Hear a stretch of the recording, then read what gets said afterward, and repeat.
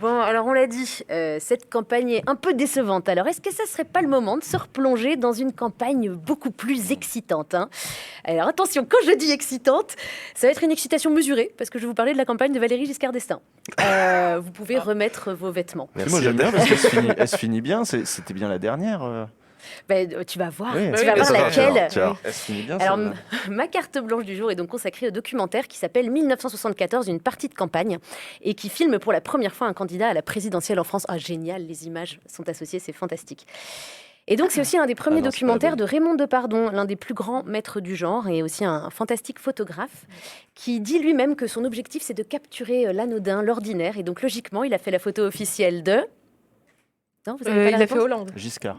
Non, Hollande. du président Hollande, Ah. en Ouais, 2012. à l'Élysée, là, dans le jardin. Ouais. L'anodin, l'ordinaire, non, ça vous donnait pas un... Bon. Le normal. Mais revenons donc à 1974. Je vous remets dans le contexte. Le président Pompidou meurt le 2 avril. Et là, branle-bas de combat, il faut organiser une élection en à peine un mois. Alors, ceux qui se plaignent cette année que la campagne a été trop courte, on se détend, hein. Il y a eu des moments plus compliqués. Les principaux candidats, c'est Chaban-Delmas, ancien Premier ministre, qui sera éliminé au premier tour. François Mitterrand, qui a réussi à faire l'union de la gauche, un peu le Samuel Grybowski de l'époque, mais en version successful. J'ai hâte de le rencontrer tout à l'heure. Mitterrand, comme l'appellent les gens pas de gauche du documentaire, va quand même faire 43% au premier tour, hein. C'est à 41 points près le résultat du Parti Socialiste cette année, pour donner un ordre d'idée aux gens. Et enfin, le fringant ministre de l'économie de l'époque, la Valéry Giscard d'Estaing, polytechnicien, énarque, inspecteur des finances, rock and roll. Voilà, lui, c'est le candidat moderne. Moderne, c'est le monde que tout le monde emploie, hein, pour parler de Valéry Giscard d'Estaing, VGE. Parce qu'il est jeune, parce qu'il met en avant sa famille et parce qu'il s'inspire de Kennedy. Kennedy qui était mort depuis 11 ans au moment de l'élection, donc c'est très moderne, hein, comme inspiration.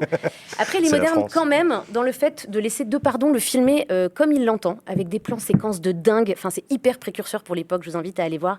Des moments hyper émouvants aussi qui montrent assez bien la solitude de l'exercice du pouvoir et aussi des accès à des discussions stratégiques et confidentielles où la caméra tourne sans coupure, en toute détente. Alors, en toute détente, c'est sur le moment. Parce qu'une fois qu'il a vu le film, VGE, il a quand même interdit la diffusion, au motif que ça renvoyait une image de lui trop authentique. Voilà, apparemment, dire la vérité aux gens, c'est pas compatible avec le métier de président, hein, donc voilà. Bon, après, il a quand même fini par autoriser la sortie en 2002. C'est pour ça qu'on peut le voir aujourd'hui. Donc, Combien si vous d'années? avez Putain, c'est incroyable. 28 ans après, 28 ans Ouais. après.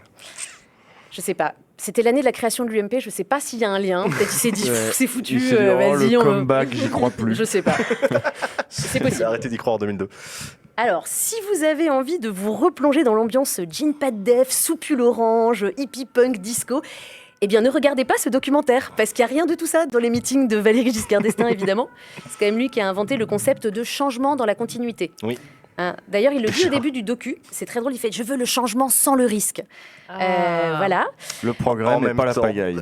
Mais moi, je trouve quand même qu'il a pris un gros risque, parce que quand tu choisis comme chauffeur de salle Mireille Mathieu et Charles Aznavour, pour ton meeting, tu vois, c'était...